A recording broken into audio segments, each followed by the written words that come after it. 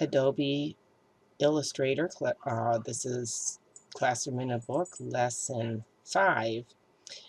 We're going to be starting to work with the pen tool. You've already used the pen tool a little bit, but this is going to get much deeper into it. Remember to go to Essentials and reset your Essentials so that everything will work correctly. Go ahead and collapse the libraries. You won't need that.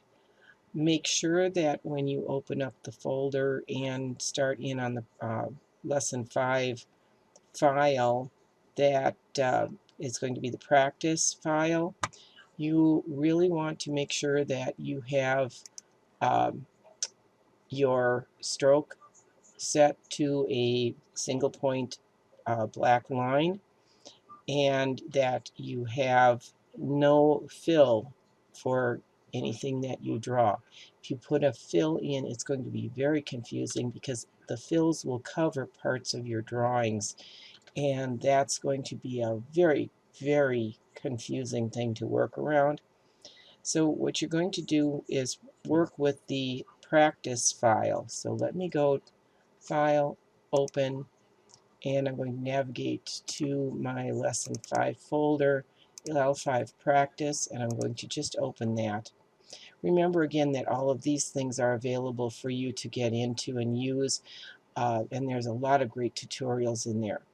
This is the 6 sheets that you're going to use for practice. You don't need to save this necessarily. This is not what you're going to turn into me, but you are going to need to do all of these.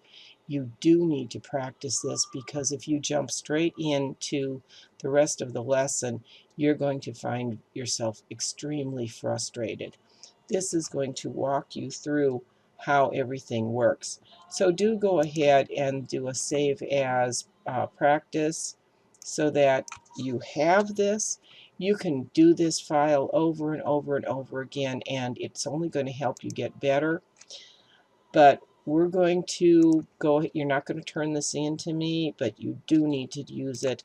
Don't think that you can just do this without the practice. You do need to practice on this. You're going to be using the Paint tool, which is one of the main drawing tools that we use with this program, and you use it to create freeform and precise artwork. It also plays a role in editing any existing artwork if you import anything that you've gotten from another source. You need to understand that the pen tool is there to make everything editable and control how you're editing, but it is something that you're going to need to practice on.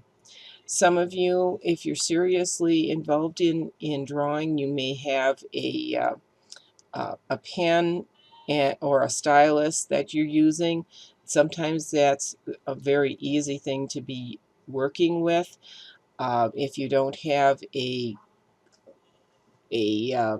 tablet or a laptop with touch screen and you're doing this with your mouse, it takes a little bit of practice. If you're using a stylus on a touch screen, or if you have like a Wacom tablet with a bamboo tablet that allows you to draw using a pen, you might find that that's something more natural feeling to use. You'll draw on the piece of paper uh, or on the tablet rather, but what you draw will show up on the screen. And that might be a more comfortable method for you if you have that. I am not going to say go out and get one because they're expensive. But if you have one, you might want to use that because it might be more convenient. Okay, so right now we're going to choose to use artboard. Oh, sorry, opening the wrong thing. We're going to go to artboard number 1. That's going to be our active artboard. And make sure that that's fitting in the window. You can double click it if you'd like. And make sure again that you did your reset essentials. And now the other thing you want to do is make sure you go to View and turn off your Smart Guides. At this point, if your Smart Guides are turned on, just click it to turn it off. It's going to try to lock you to points, and you won't have the amount of control that you need. We just don't need it for this exercise.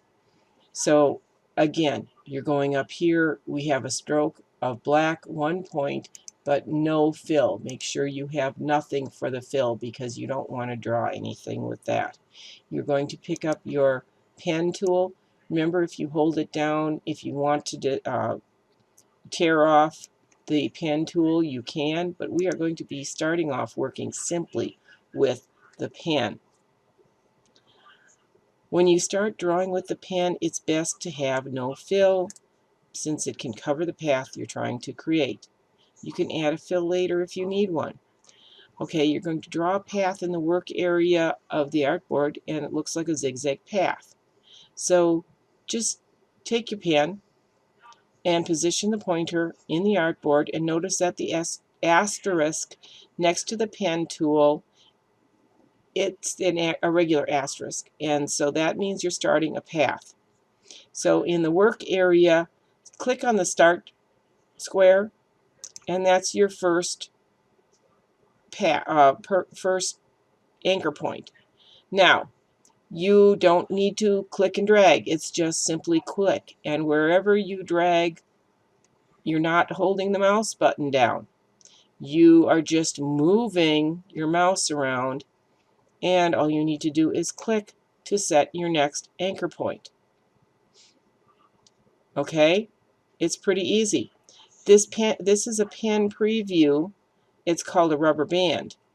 And you're going to like that when we start doing curve paths. It's going to make curves much easier to draw. Now you don't have the asterisk anymore. You have that little caret mark, and that is showing that you're drawing a path. Okay, so this disappears, and I can click again, and again, as soon as I click, I get that little caret thing. That means that I'm over an anchor point that's editable. And just click and click and click. Okay, so you've got your 6 points. The problem is you want to be over, but you still have the end of this connected to your pen. Now, there's several ways that you can end this. One of them is going to drag this up to select and deselect, and now you've got your pen with all your points. That works. I'm going to pick up my direct selection, and you can see you can pick up the points with your direct selection tool. It's got other things that you can do with it, but remember that each point, only the active point is going to be dark. The rest of them are going to have the open box on the ends of them.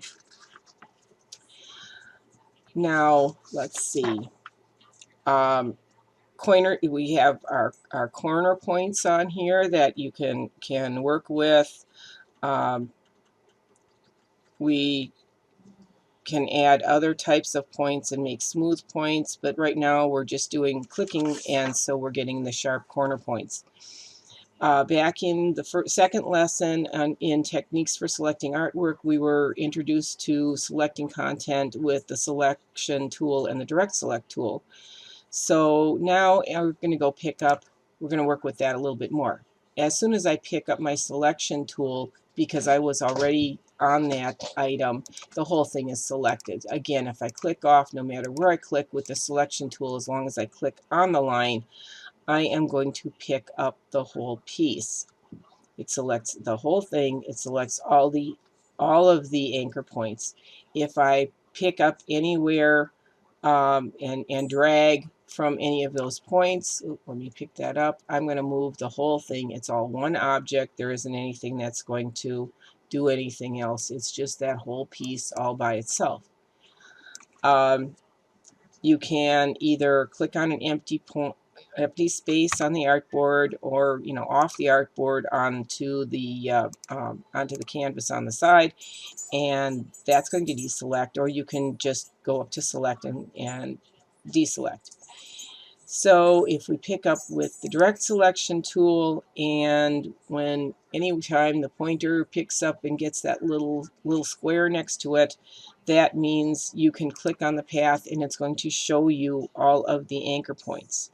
If you pick up and click on an anchor point, the little thing next to the arrow is going to turn to a hollow square, and it's got a little small dot in the center if you can really look at it close. And that means that you're over an anchor point. And both of these indicators show that you will select the anchor point. Oh yeah, you can also see that when you get over it, you notice how the anchor point kind of pops up in size. That means you're over an anchor point, and you can select it. And you also get that change in the icon on your on the mouse. It just pops up and it shows that. Now, if we click on an anchor point and drag it over, click and drag, that anchor point is going to move. The lines go, but the rest of, follow that point, of course, but everything else stays where it is. If you click in a blank area, you're going to deselect. If we put the direct select over a straight line, okay, like this, let's pick this up. I don't think I've got it. There it is. Okay, now I've got it. I know it's selected. If I go to edit and I cut, because I've selected just the line, it's going to delete that line. And I have an anchor point here, and it's actually left the other anchor point there. And so we have something there that we can do with that. You can pick up your pen tool again and position the pointer over one of the endpoints that was connected, so we can actually go to this endpoint that was left. I can click on that. I have a plus sign now under my pen, meaning I'm going to pick that line up. Okay, come on, add anchor. There's a plus. Wait a second. Plus, there we go. Okay, I should be able to pick that up. And I'm not sure why it's not, because I can add from here, and I should be able to select and add. Oh, there it is. There it is. And I can keep drawing. Likewise, if I, another way to terminate the line is to hit your control key and click off.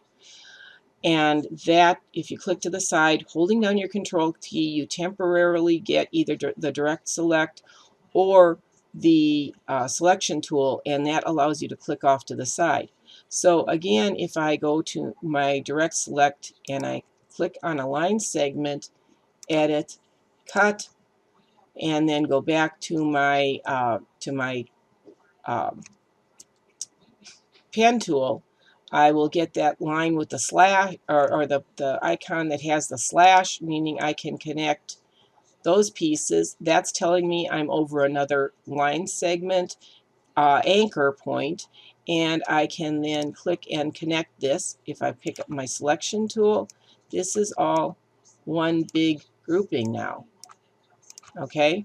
Because you can add and you can subtract. If you want to take out a point with the pen tool, you can use the delete anchor, and you can take an anchor point out, and it will immediately connect the other two pieces.